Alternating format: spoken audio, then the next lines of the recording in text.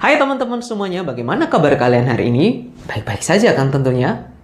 Oke, di video kali ini Uncle akan membahas materi SMA khususnya untuk kelas 10, yaitu tentang narrative text.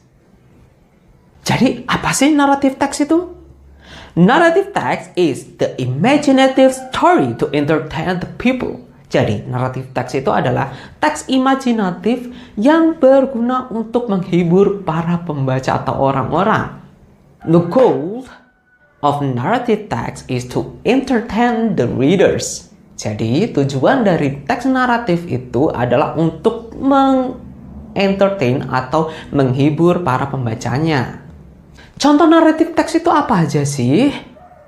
Contohnya seperti dongeng, a fairy tale, mitos, myth, legenda, ya, atau banyak sekali contoh-contoh naratif teks yang lainnya, ya. Nah, untuk generic structure dari naratif teks itu sendiri adalah sebagai berikut. Yang pertama adalah orientation. What is orientation? Orientation itu adalah bagian awal di mana tokoh-tokoh atau para karakter itu diperkenalkan dengan berbagai kondisinya. Pengenalan waktu juga, ada latar belakangnya juga, di mana tempat itu terjadi, biasanya seperti itu. Oke, dan selanjutnya adalah complication. Complication atau bagian komplikasi di mana cerita mulai ada konflik, ya. Jadi tokoh kita sudah mulai mendapatkan masalah. Contohnya, misalkan kisah si Kancil. Kancil menyurit timun, lalu dia ketahuan atau tertangkap oleh sang pemburu. Akhirnya dia pun dimasukkan ke dalam jeruji besi. Contohnya seperti itu. Baru setelah tokoh utama kita itu mendapatkan solusi dari masalahnya, itu adalah bagian dari resolution. Oke, jadi resolution itu adalah bagian di mana tokoh utama itu sudah mulai mendapatkan titik terang dari masalah yang ia hadapi. Contohnya, misalkan ya, si Kancil tadi kan ketangkep nih oleh pemburu, dia dimasukkan ke dalam jeruji besi. Akhirnya dia mempunyai cara untuk bisa lari dari sana. Dia pura-pura mati.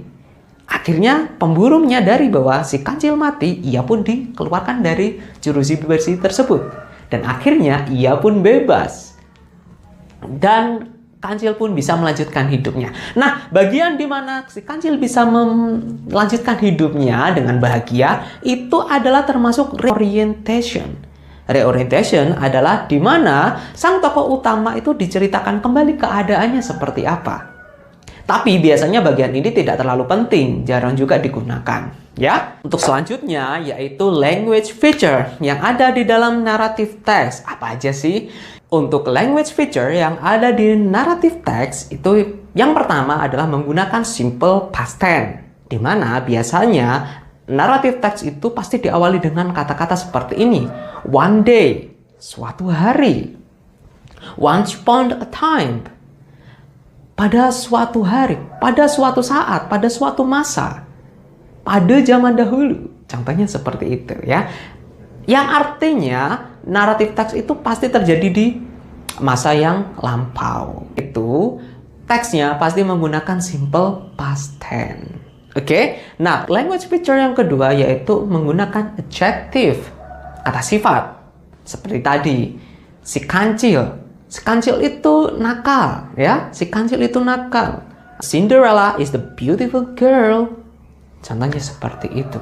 Nah, dan berikutnya pasti menggunakan action verb atau kata kerja, ya. Selanjutnya menggunakan specific noun. Specific noun di sini seperti tadi, yaitu tokoh utamanya adalah Kancil atau Cinderella, namanya Cinderella gitu ya. Jadi menggunakan specific noun.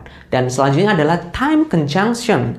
Biasanya di dalam narrative text itu pasti menggunakan setelah itu, after that, then, kemudian.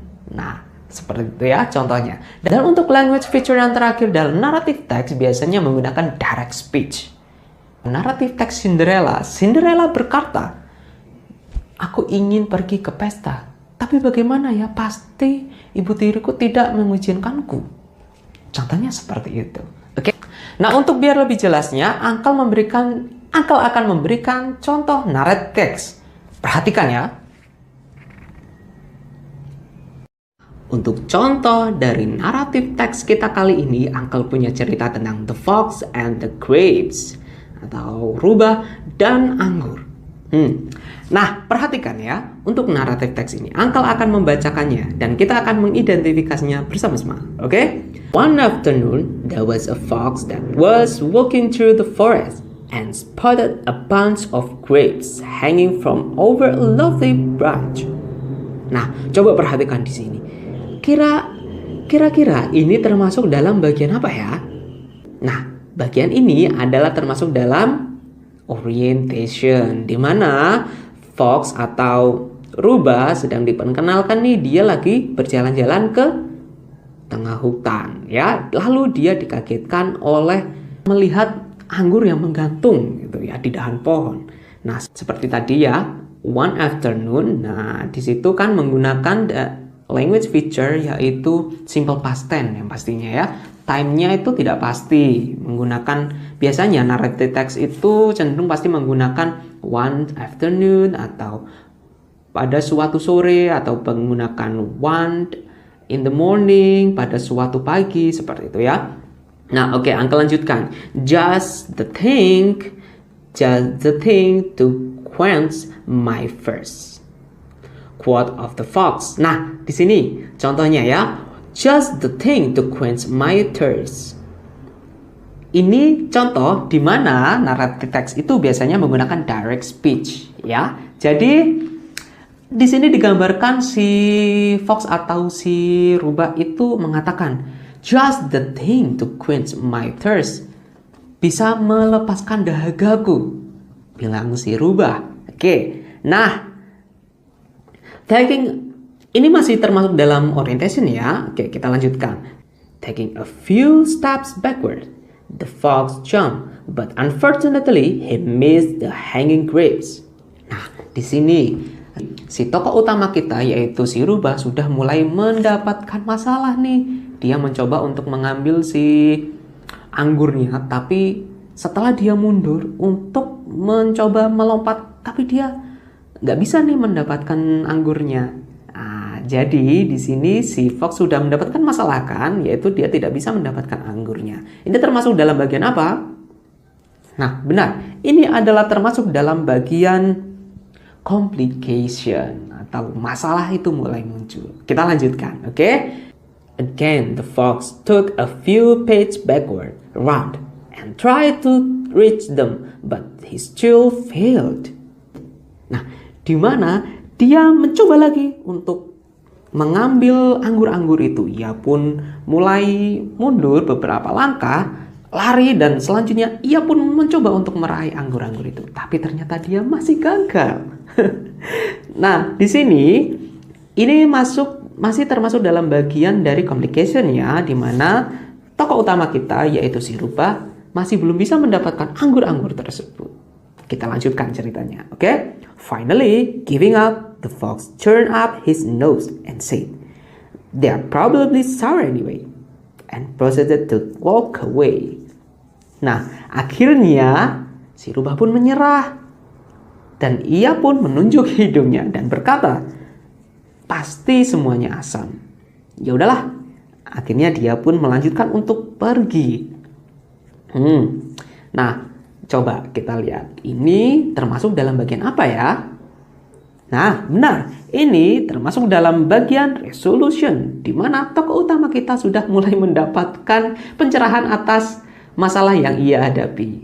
Karena si rubah tadi mencoba beberapa kali, dia tidak bisa mendapatkan anggur-anggur tersebut.